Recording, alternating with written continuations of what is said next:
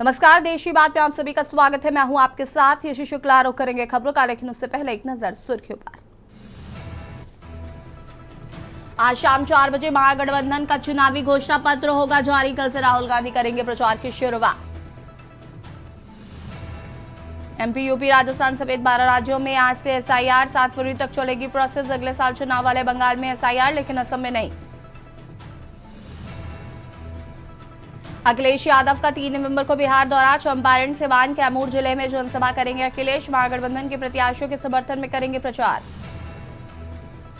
दिल्ली में पुराने डीजल वाहनों की एंट्री पर रोक। 1 नवंबर 2025 से नया नियम लागू। दिल्ली में रजिस्टर्ड वाहनों को मिलेगी छूट। वायु प्रदूषण नियंत्रण की दिशा में बड़ा कदम। इंडियन एयरफोर्स को मिलेंगे 6 नए रिफ्यूलिंग विमान। फाइटर जेट्स में हवा में ही भरा जा सकेगा फ्यूल। इजराइल से 8,000 करोड़ की डील संभव। शाम को आंध्र तट से टकराएगा तूफान मोंता। हवा की रफ्तार 110 किलोमीटर प्रति घंटे। तमिलनाडु, बंगाल, ओडिशा में रेड अलर्ट। आप देख रहे हैं के न्यूज, खबरों का सारथी। और लखनऊ से खबर आपको बता देते हैं, जहां पर बिहार चुनाव प्रचार में उतरेंगे अखिलेश यादव। 3 नवंबर को चुनाव प्रचार के लिए बिहार जाएंगे सपा प्रमुख। पूर्वी चंपारण, सिवान और कैमूर जिले में करेंगे जनसभा। महागठबंधन के प्रत्याशियों के समर्थन में करेंगे प्रचार।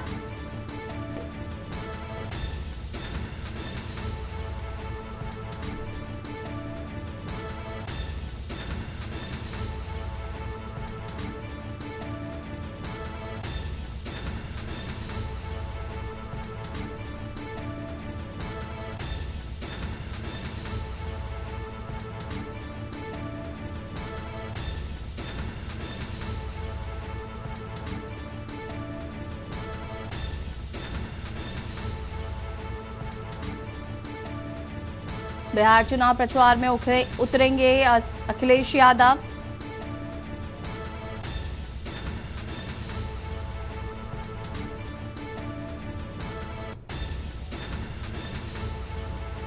पूर्वी चंपारण, सिवान और कैमूर जिले में करेंगे इस सभा। महागठबंधन के प्रत्याशियों के समर्थन में करेंगे प्रचार।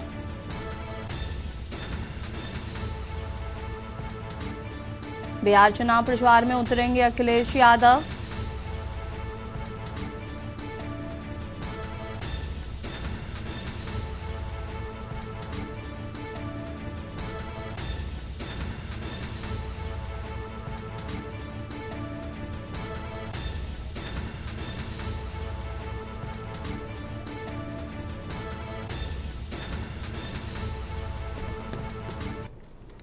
खबर बरेली से है, जहां पर पत्नी से परेशान एडवोकेट कमल सागर ने जहर खाकर जान दे दी, जिसके बाद एडवोकेट कमल कुमार सागर की मौत के मामले ने नया में मोड़ लिया है। बरेली के थाना कैंट पुलिस ने मृतक के पिता राजेंद्र सागर की तहरीर पर पत्नी कोमल, उसके प्रेमी अमर कुमार पर मुकदमा दर्ज किया। मामले में 2 रिश्तेदार महिलाएं सीमा व श्वेता के खिलाफ भी एफआईआर दर्ज कर जांच शुरू कर दी गई है।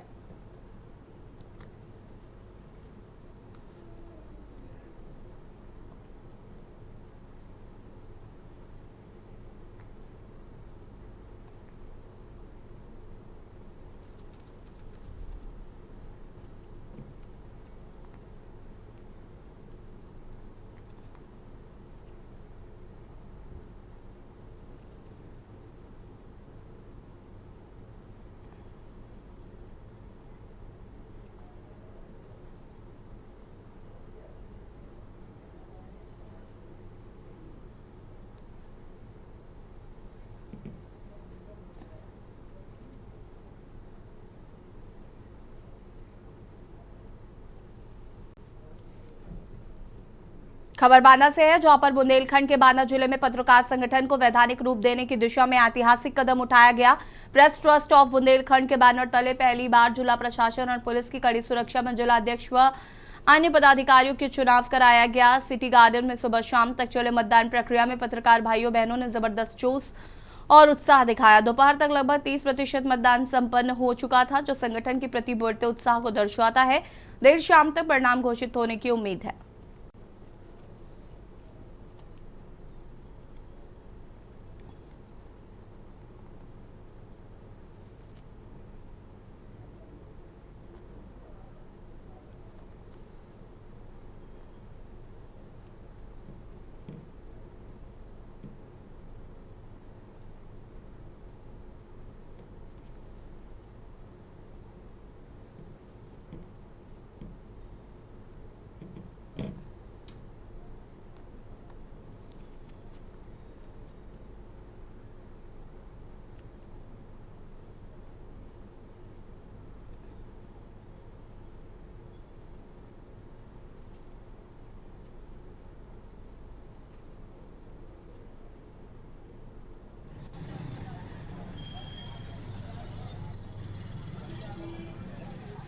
वैसे अगर देखा जाए तो मानव के इतिहास में ये पहली बार लोकतंत्र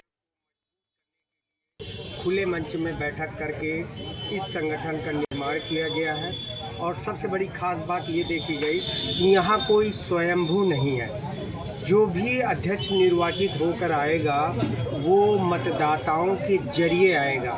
यूँ कहे कि यहाँ पारदर्शिता की पूरी आईना की तरह साफ है।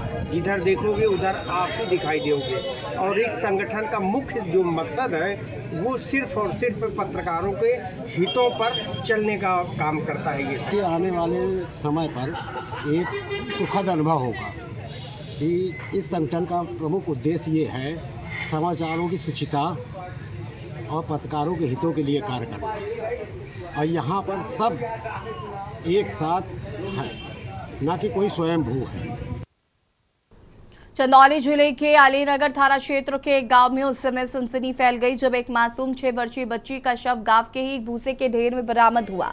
बच्ची लापता थी जिसकी परिजन देर रात तक तलाश कर रहे थे, लेकिन जब उसका कहीं पता नहीं चला तो सुबह ग्रामीणों ने खोजबीन शुरू की। इस दौरान पड़ोसी के घर के पास बने भूसे के ढेर से बदबू आने पर लोगों ने शक के आधार पर तलाश की। वहां मासूम का शव बरामद हुआ है। शव देखते ही पूरे गांव में कोहराम मच गया। मासूम की हालत देखकर परिजनों ने आशंका जताई है कि उसका रेप के बाद हत्या की गई और सबूत मिटाने के लिए शव को भूसे में छिपा दिया गया। पुलिस ने शक के आधार पर गांव के 2 लोगों को हिरासत में लेकर पूछताछ शुरू की है।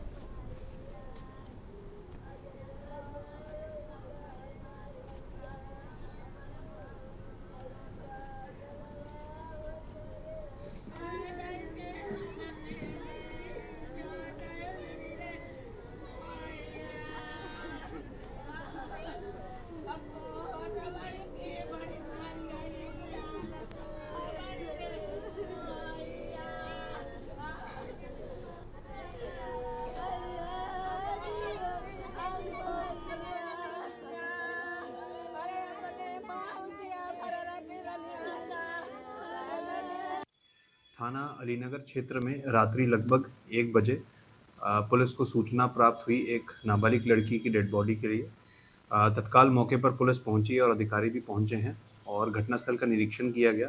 जानकारी ये मिली कि कुछ ही दूर पे नाबालिग लड़की की डेड बॉडी घर से दूर पड़ी है और इसमें तत्काल बॉडी को कब्जे में लेके पोस्टमार्टम के लिए पंचायतनामा के बाद भेजा गया है और इसमें पोस्टमार्टम की कार्रवाई अभी चल रही है। घर वालों से तहरीर प्राप्त की जा रही है जिसके उपरांत मुकदमा पंजीकृत किया जाएगा। खबर हापुड़ से है, जहां पर गंगा तट पर छठ महापर्व पर बड़ी संख्या में एकत्र हुए श्रद्धालुओं ने उदय हो रहे सूर्य का अर्घ्य देकर अपने इष्ट से मंगल कामनाएं की। व्रती महिलाएं गंगा तट पहुंचकर जल में उतरी और परंपरा के तहत सूर्य का पूजन करते हुए आरती उतारी। इस दौरान घाट पर ढोलक की थाप पर भक्ति गीत गाकर महिलाएं वातावरण को भक्तिपूर्ण बनाए रही। प्रशासन की ओर से श्रद्धालुओं की सुरक्षा के लिए तमाम बंदोबस्त कराए गए। इसके लिए जहां पुलिस बल की तैनाती रही तो वहीं सीसीटीवी व ड्रोन कैमरों से निगरानी कराई जाती है।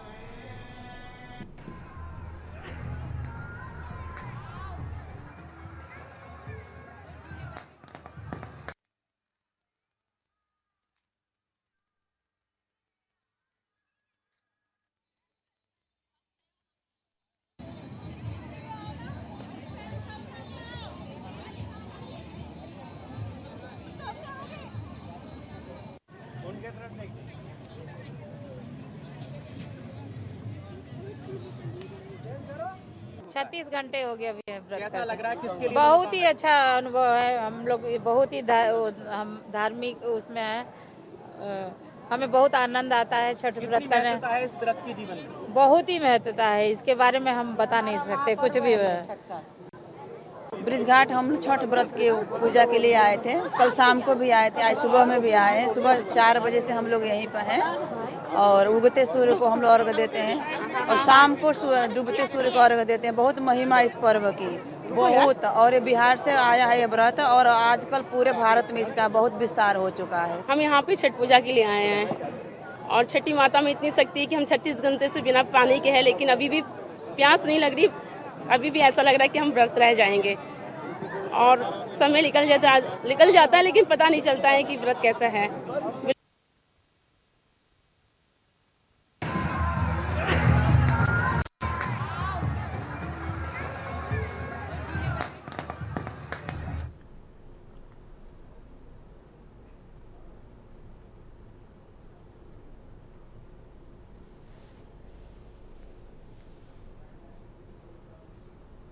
और इसी बीच आपको दिल्ली से खबर बता देते हैं। दिल्ली से खबर, बिहार चुनाव के लिए जारी होगा एनडीए का घोषणा पत्र।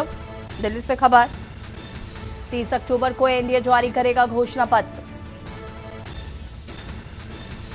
बिहार चुनाव के लिए जारी होगा एनडीए का घोषणा पत्र। 30 अक्टूबर को एनडीए अपना घोषणा पत्र जारी करेगी। बिहार की जनता को क्या कुछ देना है उसके लिए ये घोषणा पत्र जारी किया जा रहा है। 30 अक्टूबर को एनडीए जारी करेगा अपना घोषणा पत्र।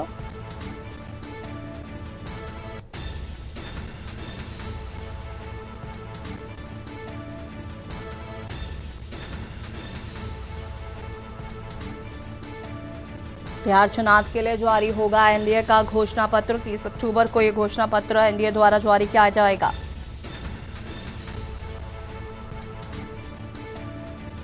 बिहार की जनता से जो वादे किए जा रहे हैं वो इन सारी चीजें घोषणा पत्र में होंगी।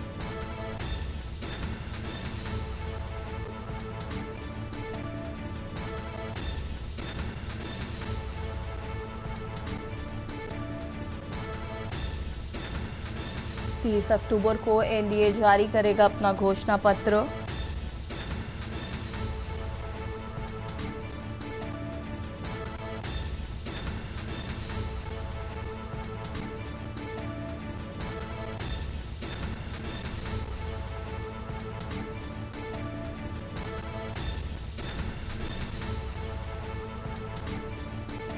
तीस अक्टूबर को एनडीए जारी करेगा घोषणा पत्र।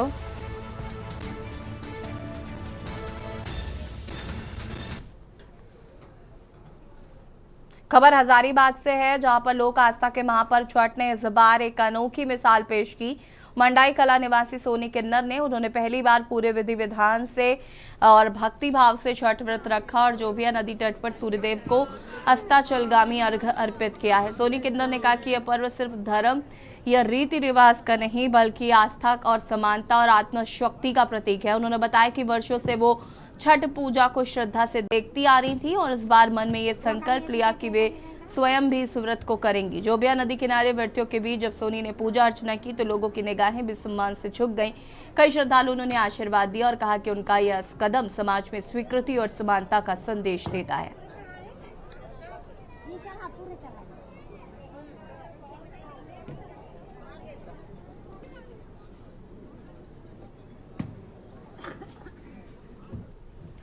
हजारीबाग में सरकारी वन भूमि की अवैध खरीद बिक्री से जुड़े बहुचर्चित घोटाले में भ्रष्टाचार निरोधक ब्यूरो एसीबी ने भाजपा विधायक प्रदीप प्रसाद को भी अभियुक्त बनाया है। प्राथमिकी के अनुसार वे वर्ष 2010 में की गई विवादित रजिस्ट्री के गवाह थे, जिसके तहत व्यवसायी विनय सिंह और उनकी पत्नी स्निग्धा ने वन भूमि की रजिस्ट्री करवाई थी और एसीबी द्वारा दर्ज कांड संख्या 11/2025 में अब तक 70 से अधिक लोगों को नामजद अभियुक्त बनाया गया है, जिनमें कई गिरफ्तार हो चुके हैं। ये भूमि हजारीबाग के थाना नंबर 252 अंतर्गत सदर अजवर में स्थित है।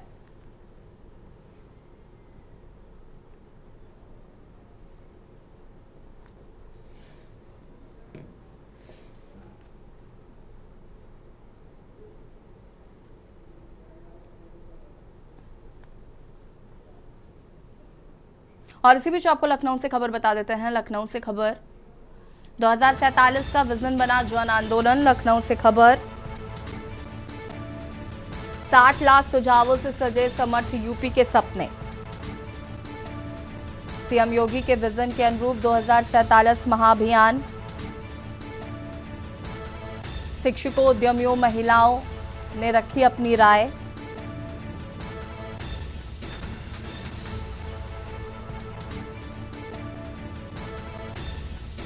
ग्रामीण युवाओं का रोजगार स्किल डेवलपमेंट पर जोर।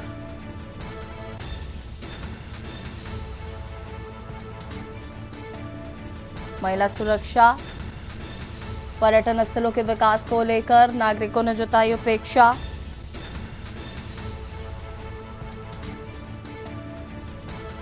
खेलो इंडिया जैसे कार्यक्रमों को लेकर भी साफ सुथरे प्रशासन और बेहतर कानून व्यवस्था की मांग। शिक्षा को व्यावहारिक और कौशल आधारित बनाने की अपील। महिला उद्यमिता और कुटीर उद्योगों को बढ़ावा देने के भी सुझाव आए हैं।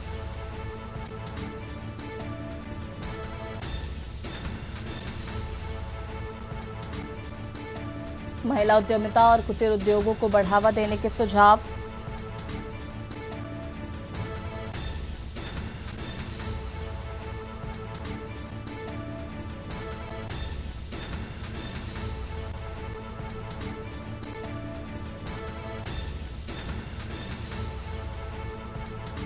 और इसी खबर पर ज्यादा जानकारी के लिए संवाददाता मनीष हमारे साथ जुड़ चुके हैं। मनीष, 60 लाख सुझावों से समर्थ यूपी के सपने सजे। जिस तरीके से लोगों ने अपने सुझाव साझा किए हैं 2047 के अनुरूप महाअभियान जो चलाया जा रहा था, उसको लेकर क्या कुछ जानकारी है?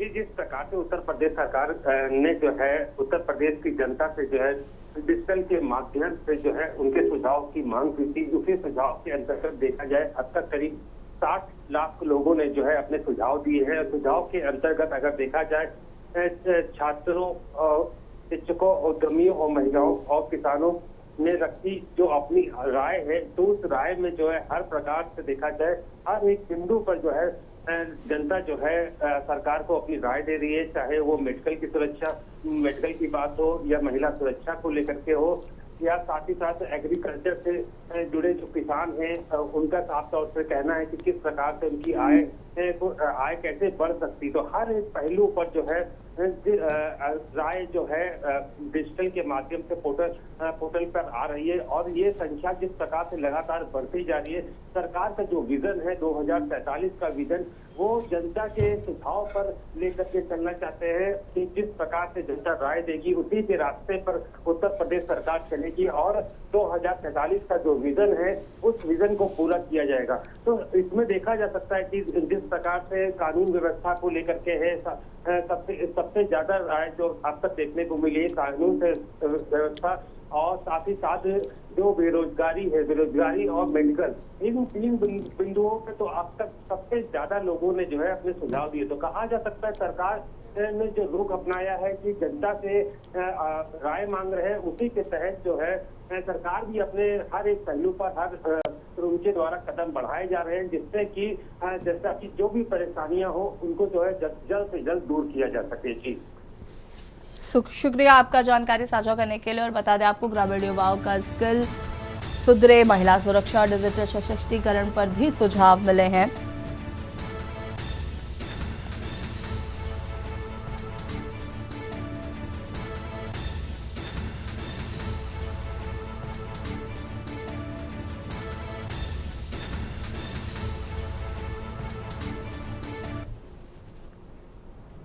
और इसी बीच आपको बड़ी खबर बता देते हैं। बड़ी खबर,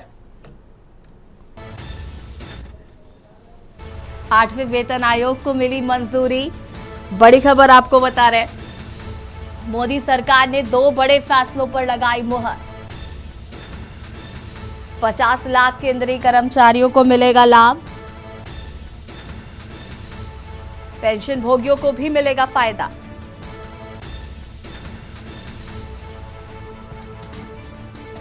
आठवें वेतन आयोग को मिली मंजूरी।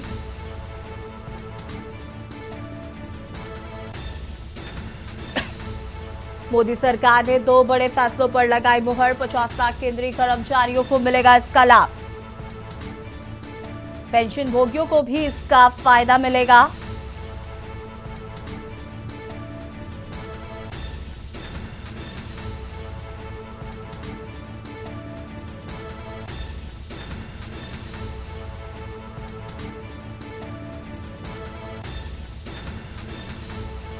₹50 लाख केंद्रीय कर्मचारियों को मिलेगा इसका लाभ। बड़ी खबर आपको बता रहे हैं, पेंशन भोगियों को भी मिलेगा फायदा। 8वें वेतन आयोग की मिली मंजूरी। मोदी सरकार ने 2 अहम फैसलों पर लगाई मुहर।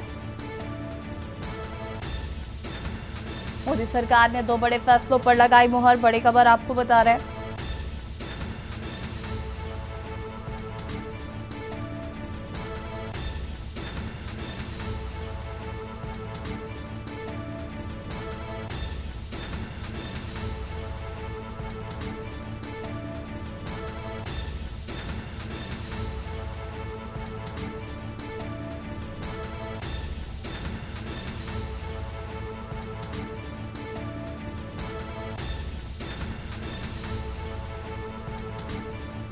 पेंशन भोगियों को भी मिलेगा इसका फायदा।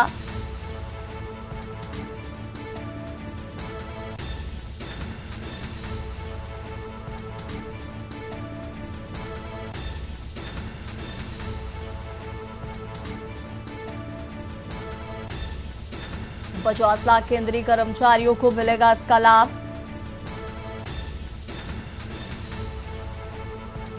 पेंशन भोगियों को भी मिलेगा इसका फायदा। मोदी सरकार ने 2 अहम फैसलों पर लगाई मुहर। 8वें वेतन आयोग को मिली मंजूरी। मोदी सरकार ने 2 बड़े फैसलों पर लगाई मुहर। 50 लाख केंद्रीय कर्मचारियों को भी मिलेगा इसका लाभ।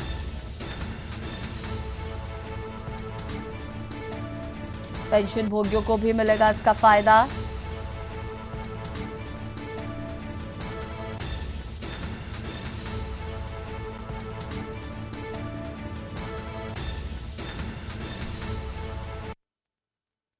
और यहाँ रुकेंगे छोटे से ब्रेक के लिए, जो हाजिर होते हैं। आप देख रहे हैं के न्यूज, खबरों का सारथी। ब्रेक के बाद एक बार फिर से आप सभी का स्वागत है और इसी बीच आपको लखनऊ से खबर बता देते हैं। आईएएस आमोद कुमार लौटेंगे उत्तर प्रदेश कैडर। लखनऊ से खबर, केंद्रीय प्रतिनियुक्ति से वापसी का आदेश जारी। आईएएस मनोज कुमार दास बनेंगे गुजरात के मुख्य सचिव। वरिष्ठ प्रशासनिक अधिकारियों की नई नियुक्तियां। आईएएस आमोद कुमार लौटेंगे उत्तर प्रदेश कैडर। लखनऊ से खबर आपको बता रहे हैं, केंद्रीय प्रतिनियुक्ति से वापसी का आदेश जारी।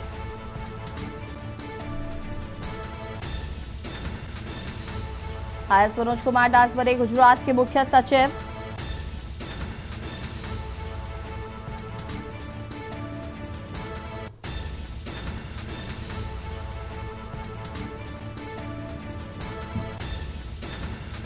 केंद्रीय प्रतिनियुक्ति से वापसी का आदेश जारी।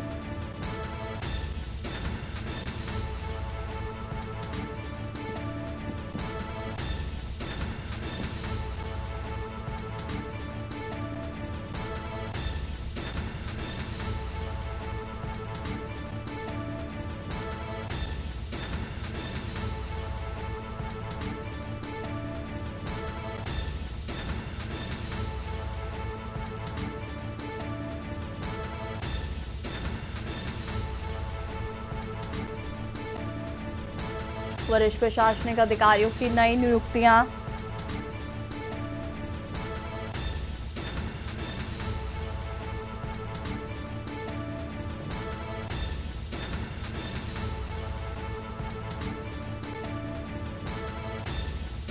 आईएएस मनोज कुमार दास बने गुजरात के मुख्य सचिव।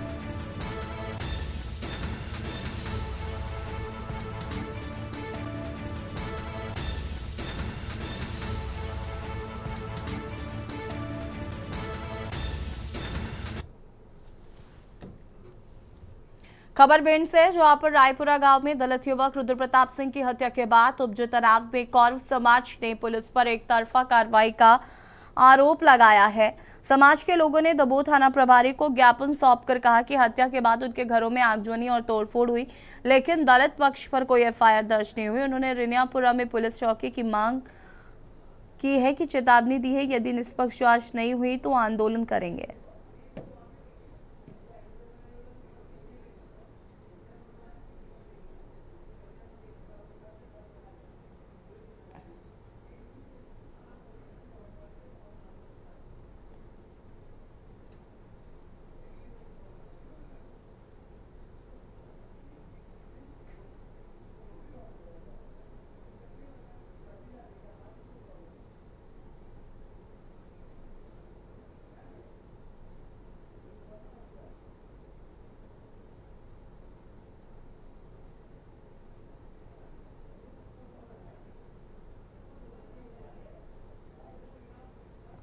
अभी जो हाल ही में रनिया गांव में घटना घटित हुई है, उसके संदर्भ में हम यहाँ पुलिस अधीक्षक महोदय के नाम से नगर अधीक्षक महोदय को सभी लोगों ने ज्ञापन दिया है।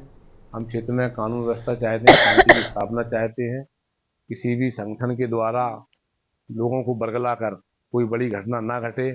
अभी चूंकि 2 दिन पहले जिस तरह से रनिया गाँव में कुछ आपराधिक तत्व के लोगों ने हमला किया, वहाँ आगजनी की, लूटपाट की, महिलाओं के साथ अभद्रता की, इस तरह का कृत्य निंदनीय है। क्या है कि 2 दिन पूर्व रनिया और रायपुरा गांव में घटना घटित हो गई, जिसमें एक जाटव समाज के व्यक्ति की मृत्यु हो गई। घटना कुछ ऐसी थी कि जो घटना घटित हुई उससे 2 दिन पूर्व भी जाटव समाज के व्यक्तियों ने कौरव समाज के लड़के को मारा था, जिसकी शिकायत 7 कौरव समाज के लड़कों ने आवेदन देकर थाने में भी की थी।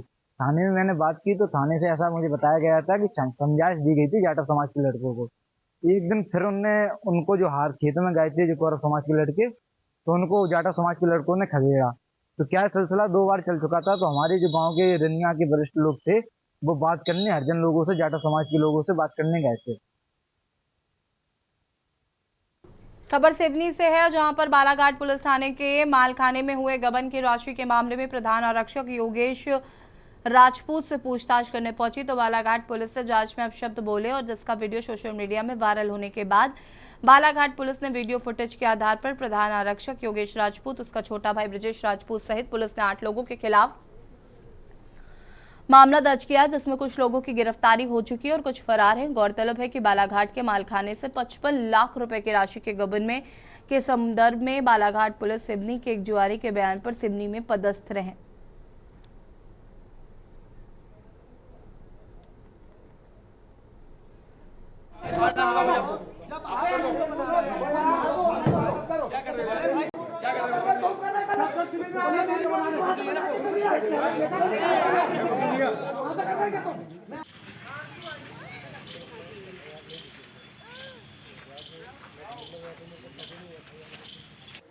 वाला चल रहा है, चल रहा है।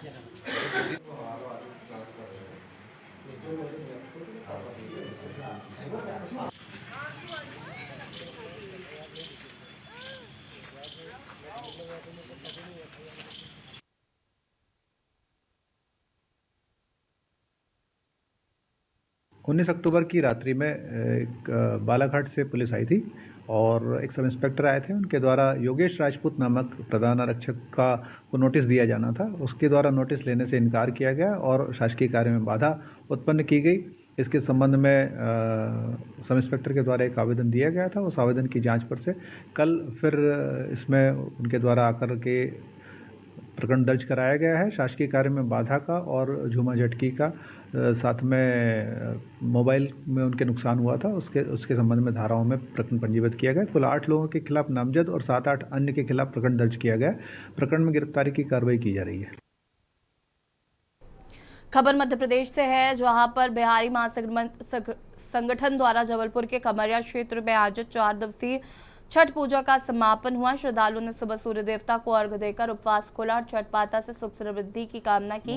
कार्यक्रम में खमरिया के जीएम, सीजीएम, संगठन अध्यक्ष व पदाधिकारी शामिल हुए।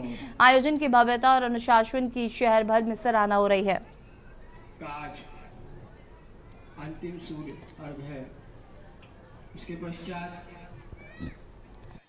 अभिनंदन करती है हमारे बीच हमारे खमरिया परिवार के मुखिया हमारे सिर्फ पूजा या परंपरा नहीं बल्कि अनुशासन और प्रकृति के प्रति हमारी गहरी श्रद्धा का प्रतीक है।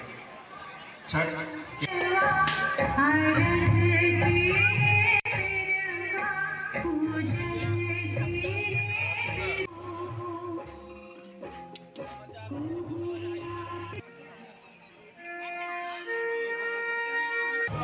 अयोध्या निर्माणी खमरिया के इस श्री राम मंदिर परिसर में आज छठ पूजा का समापन है, अंतिम दिन है।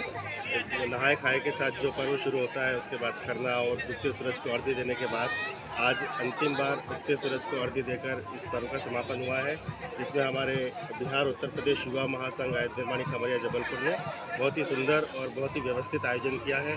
उसके लिए मैं उनको बधाई देता हूँ और हमारे सभी लोगों को, उनके परिवार को इस पर्व की हार्दिक शुभकामनाएं देता हूँ। छठी मैया हम सबकी सारी मनोकामनाएं पूरी करे।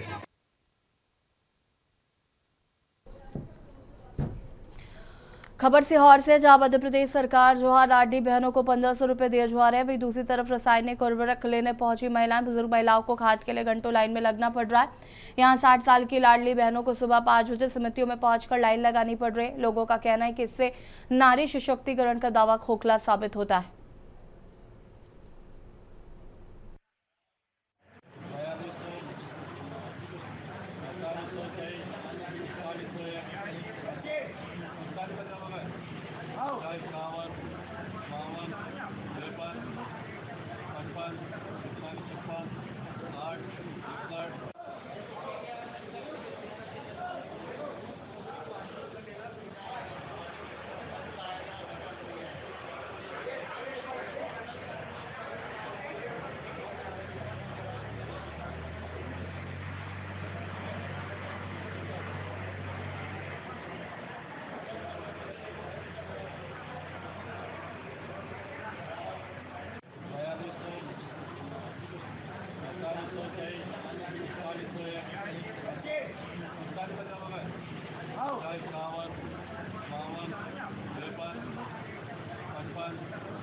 कोई जानकारी नहीं हो रही है सर, कैसे मिलेगा भावांतर, किस ग्रेड वाले को मिलेगा, अभी तो सब गुमराह कर रहा है। भावांतर इससे तो व्यापारियों को फायदा है। तो किसानों की आज सख्त जरूरत है पैसे की। आज मुझे खाद ले जाना, मेरी बोनी 3 दिन बाद होगी, 3 दिन बाद मुझे पैसा देगा व्यापारी। ये एक नियम माननीय मुख्यमंत्री ने जो लगाया है, बाकी उनका जो बाद में डाल देते हो, ये पैसा तो नकद देना तो किसान को, आज व्यापारी को इससे फायदा होगा, मेरे को किसान नुकसान है ना, मैं वो नहीं करता।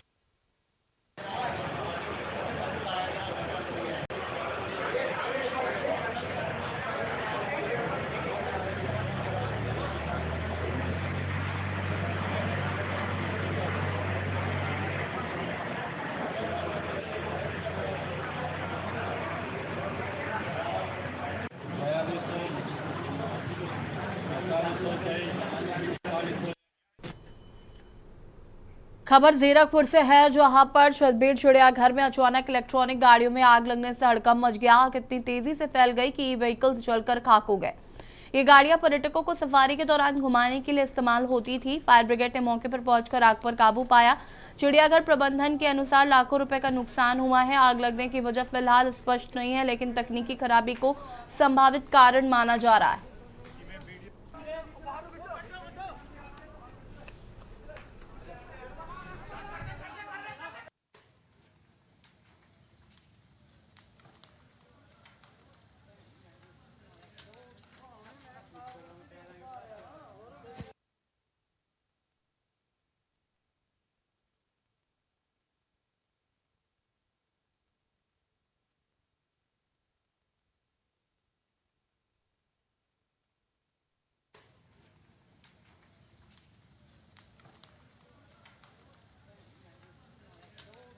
इस समय जो हम लोग छतबीर चिड़ियाघर, जो नॉर्थ इंडिया का सबसे मशहूर और सबसे बड़ा चिड़ियाघर है, वहाँ खड़े हैं। यहाँ बता दें कि आज सुबह एक बहुत बड़ा हादसा हुआ।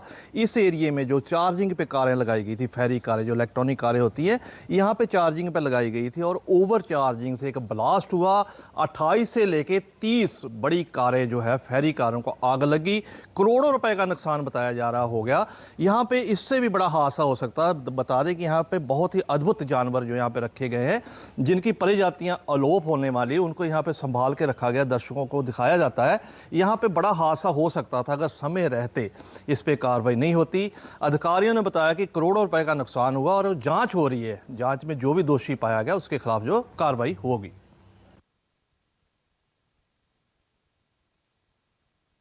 और रनौल पंचायत समिति की महिला उप चेयरमैन पूनम ने समिति अध्यक्ष पंकज यादव पर रात के अंधेरे में उनकी कुर्सी गायब करने का आरोप लगाया है। एक सीसीटीवी फुटेज में 2 लोग कुर्सी ले जाते दिखे, जिनमें एक अध्यक्ष और दूसरा ठेकेदार बताया गया। पूनम ने नारनौल थाने में शिकायत देकर चोरी और सरकारी संपत्ति को नुकसान पहुंचाने का मामला दर्ज करने की मांग की है। अध्यक्ष ने सफाई दी कि कुर्सी रिपेयरिंग के लिए ली गई थी। मामला अब जांच के घेरे में है कि कार्यालय समय के बाद कुर्सी क्यों हटाई गई और क्या पंचायत अधिनियमों की पालना हो रही है।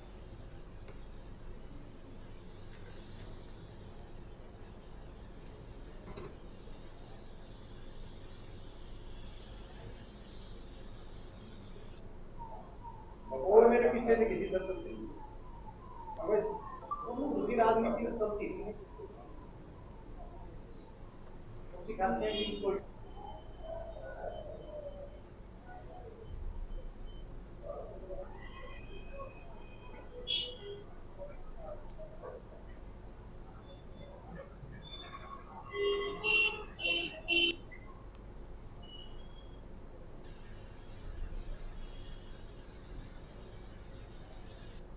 ऐसा है जी, कुर्सी यहाँ रखी थी, कुर्सी डैमेज हो गई थी।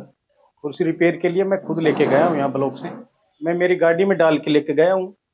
और ये मैडम जी बैठी हैं, इनके मान सम्मान में कभी भी कोई कमी आई हो तो पूछ लो, मेरे आगे बैठी है। और ये कुर्सी की रही बात, उपाध्यक्ष का तो कोई दायित्व नहीं बनता, अब वो मेरे पे एफआईआर दर्ज कराई। कोई यहाँ से चीज गायब भी हो गई तो बीडीपीओ कार्रवाई करे और बीडीपीओ से पूछ लो आप। रात को समझो इस बात, मैं जिस टाइम लेट तक यहीं ब्लॉक में था। मैं पूनम उपाध्यक्ष पंचायत समिति नारनौल आप सबको ये अवगत करवाना चाहती हूँ कि पंचायत समिति नारनौल में काफी दिनों से गबन व धांधली चल रही है। जब मैंने इसके विरुद्ध आवाज उठानी चाहिए तो चेयरमैन तथा उसके चहेते ठेकेदार ने मुझे पंचायत समिति सदस्यों व कर्मचारियों के सामने अपमानित करने के उद्देश्य से मेरी कुर्सी उठाकर बिना मुझे सूचित किए घर ले गई, जिसकी शिकायत मैंने पुलिस थाना सिटी में एफआईआर दर्ज के लिए दी है। मुझे पुलिस विभाग पर पूरा विश्वास है कि वे जल्द से जल्द इसकी एफआईआर दर्ज करके कार्रवाई करेंगे। खबर यमुनानगर से, जो हरियाणा राज्य बाल अधिकार संरक्षण आयोग ने निजी प्ले स्कूलों की पंजीकरण को अनिवार्य बताया। आयोग सदस्य अनिल कुमार ने अधिकारियों की बैठक में निर्देश दिए हैं कि सभी प्ले स्कूलों का पंजीकरण खंड शिक्षा अधिकारी और जिला बाल संरक्षण इकाई के सहयोग से किया जाए। सदस्य श्याम शुक्ला ने बच्चों के शोषण पर सख्त कार्रवाई की बात कही है।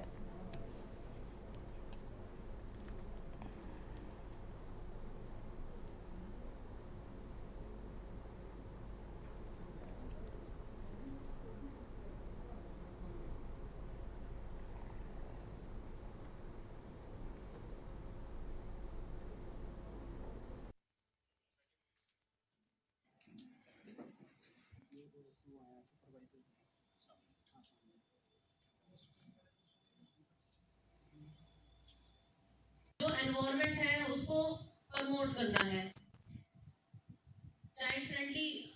सिर्फ यही नहीं कि हम अगर वेंटिलेशन होना चाहिए, बच्चा वहां पर अच्छा फील करे, कंफर्टेबल फील करे। नेक्स्ट है हु कैन अप्लाई, ठीक है। तो अदर डॉक्यूमेंट का एक कॉलम होता है, जो भी चीजें हैं, जो भी आपकी सर्टिफिकेट्स रह जाते हैं, अदर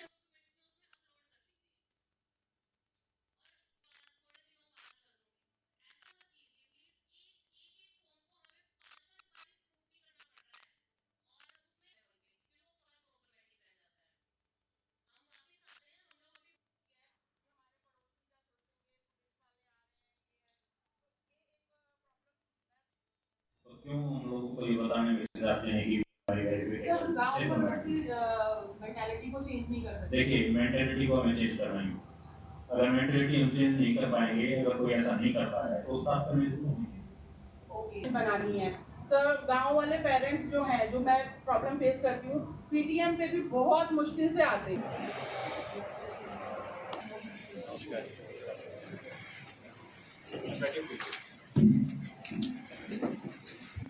सुपरवाइजर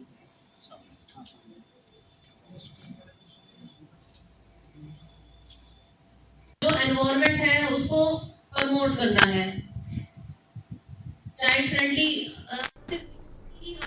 गया जी के डोभी प्रखंड के भेलवापट्टी गांव के रहने वाले 70 वर्षीय जगदीश मिस्त्री सोमवार शाम से ही गायब थे। जानकारी के मुताबिक जगदीश मिस्त्री दैनिक कार्य के लिए घर से निकले हुए थे। परिजन देर रात तक काफी खोजबीन करते रहे। ग्रामीणों की सुबह 10 बजे बुंदा भिगा बूढ़ी आहार में तैरते हुए शव पर नजर पड़ी, जिसकी गांव में सूचना मिलते ही आग की तरफ फैल गई। ग्रामीणों की भीड़ जमा हो जिसकी सूचना बाराचट्टी थाने को दी गई। मौके पर पुलिस पहुंची और बुंदा भिगा बूढ़ी आहार से शव को निकाला गया। पुलिस ने शव को कब्जे में लेकर पंचनामा भरकर पोस्टमार्टम के लिए भेज दिया है। मृतक परिजन में शोक की लहर है, रो रो कर बुरा हाल है।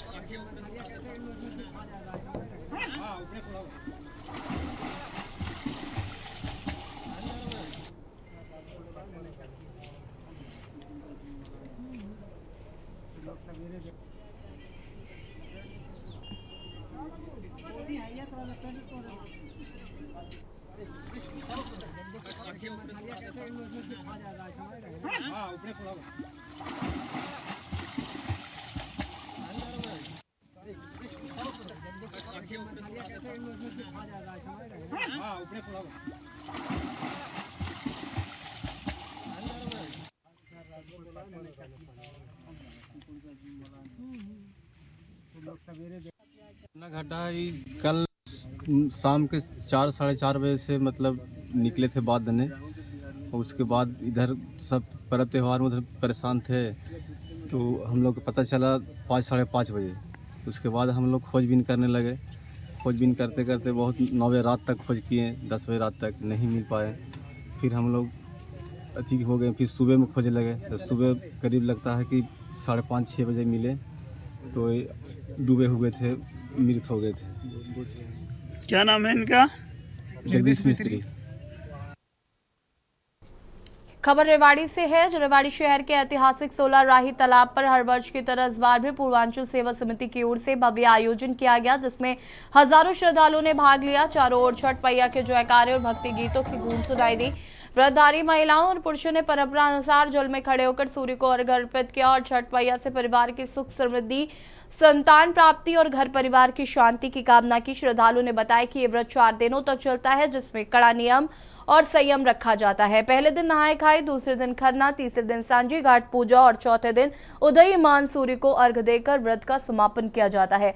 छठ पर्व को लोक आस्था, पवित्रता और पर्यावरण संरक्षण का प्रतीक माना जाता है। इस अवसर पर समिति की ओर से व्यवस्था के पुख्ता इंतजाम किए गए थे।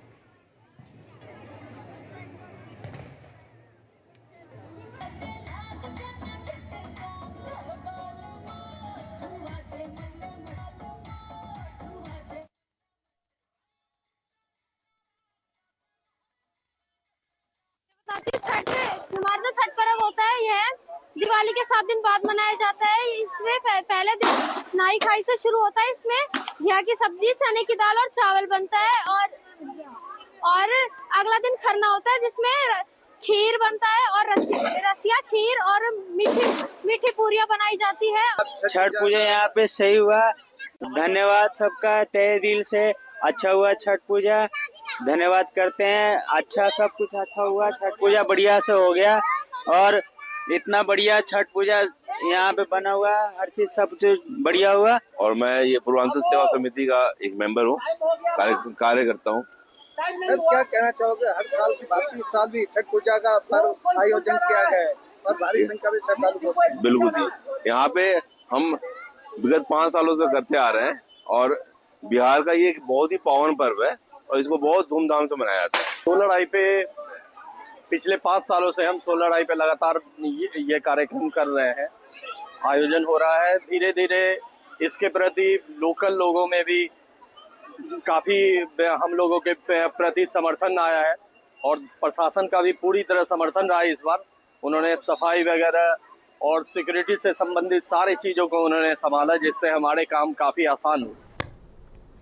महेंद्रगढ़ जिले में मुख्यमंत्री उड़नदस्ता रेवाड़ी की टीम ने मंगलवार को बस चेकिंग अभियान चलाया, जिसके दौरान एक बड़ी कार्रवाई सामने आई। टीम ने महेंद्रगढ़ बुहाना रूट पर चल रही एक बस को रोका और दस्तावेज मांगे। जांच में पता चला कि बस बिना रूट परमिट के सवारियों को लेकर आवागमन कर रही थी। महेंद्रगढ़ जिले में मुख्यमंत्री उड़नदस्ता रेवाड़ी की टीम ने मंगलवार को बस चेकिंग अभियान चलाया, जिसके दौरान एक बड़ी कार्रवाई सामने आई। टीम ने एक बस को रोका, दस्तावेज मांगे। जांच में पता चला कि बिना रूट परमिट के सवारियों को लेकर आवागमन कर रही थी। टीम ने मौके से बस को कब्जे में लेकर आरटीओ विभाग को सूचना दी है।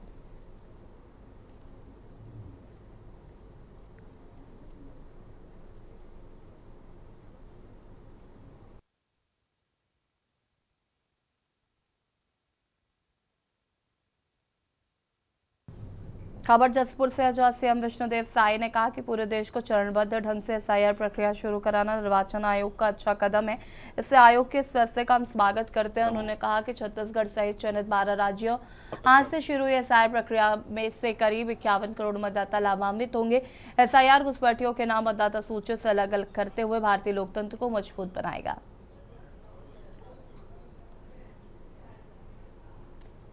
इसका स्वागत करते हैं और चुनाव आयोग को धन्यवाद देते हैं। एसआईआर हो जाना चाहिए, अच्छी बात है। हाँ, अच्छी बात है। चुनाव आयोग के इस अच्छी बात है। हाँ, अच्छी बात है। चुनाव आयोग के इस कदम को मतलब उसका स्वागत करते हैं और चुनाव आयोग को धन्यवाद देते हैं। एसआईआर हो जाना चाहिए। और इसी बीच आपको लखनऊ से खबर बता देते हैं। लखनऊ से खबर, संविदा कर्मी प्रदीप गौतम की हत्या का खुलासा। लखनऊ से खबर, पुलिस लाइन में तैनात है संविदा कर्मी प्रदीप गौतम।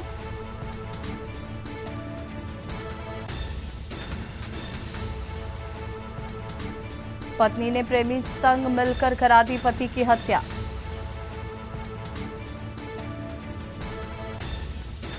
संविदा कर्मी प्रदीप गौतम की हत्या का हुआ खुलासा। पुलिस लाइन में तैनात था संविदा कर्मी प्रदीप गौतम।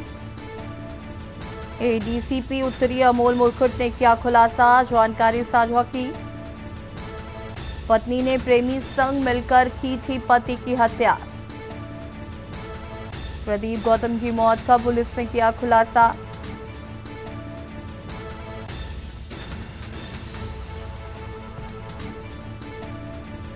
पुलिस लाइन में संविदा पर था प्रदीप गौतम। एडीसीपी उत्तरी अमोल मुरकुट ने किया इस हत्या का खुलासा। पत्नी ने प्रेमी संग मिलकर करा दी थी पति की हत्या।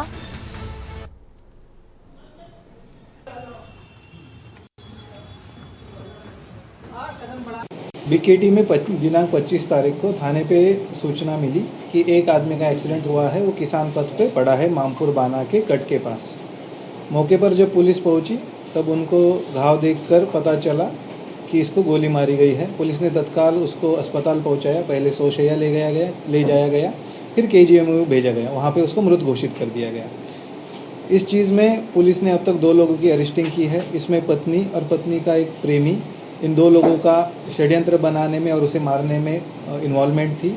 इन दोनों को पुलिस ने अब तक गिरफ्तार किया है। सर, किस चीज़ से हत्या की गई?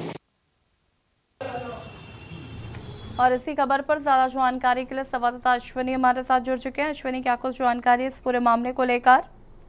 बिल्कुल साहब, आपको 25 अक्टूबर को लखनऊ में जो लखनऊ पुलिस लाइन है उसमें संविदा पर काम करने प्रदीप गौतम की हत्या होती है। हत्या के बाद पुलिस जो है कहीं न कहीं इस पर जांच शुरू करती है। जांच में तमाम चौंकाने वाले जो खुलासे होते हैं, जिसमें ये होता है कि जो ये हत्या है वो प्रदीप की वाइफ और उसके प्रेमी ने मिलकर की थी। जिसमें प्रेमी ने पहले जो प्रदीप को शराब पिलाई, जब प्रदीप नशे में धुत हो गया तो उसके बाद उसको गोली मार के हत्या कर दी। पुलिस ने तमाम पहलुओं पर जांच की। जांच के बाद एक बड़ा खुलासा किया है, क्योंकि लगातार ये सवाल उठ रहे थे। 4 दिन 5 दिन का समय हो गया था कि आखिर हत्या क्यों हुई। ऐसे में कहीं ना कहीं एक चीज भी निकल के सामने आई कि जो प्रदीप था वो नशे का भी आदी था और ऐसे में कहीं ना कहीं इस चीज से कहीं ना कहीं उसकी पत्नी परेशान रहती थी। एक मुख्य कारण ये भी हत्या का है। जी, शुक्रिया आपका जानकारी साझा करने के लिए। और बता दें, और इसी बीच आपको फरीदाबाद से खबर बता देते हैं। फरीदाबाद से खबर, निर्माणाधीन बिल्डिंग में युवक की हुई मौत। फरीदाबाद से खबर,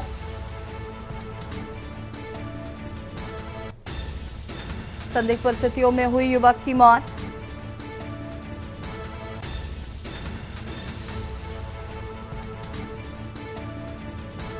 शव को कब्जे में लेकर पुलिस ने कार्रवाई की शुरू। फरीदाबाद निर्माणाधीन बिल्डिंग में युवक की हुई मौत। मलबड़ी काउंटी में निर्माणाधीन बिल्डिंग है। यहाँ पे एक नवयुवक की डेड बॉडी मिली है। इसका नाम यशवंत है, आजमगढ़ का रहने वाला है। तो यहाँ इलेक्ट्रिशियन का काम सूचना मिली तो हम यहाँ पहुँचे। तो क्या कारण है जो इसने आत्महत्या करी है, कुछ कारण पता पड़ी है? अभी कुछ नहीं कह सकते आत्महत्या है या कोई और कारण है। इसके घोड़ी के पास से बाजू भी टूटी हुई है और थाई से थाई से टूटा हुआ। कब से काम करता था यहाँ पे? काफी पहले से सालों से काम कर रहा है। और देश की बात में फिलहाल इतना ही। देखते रहिए के न्यूज़ ज़रिया। नमस्कार। आप देख रहे हैं के न्यूज़, खबरों का सारथी।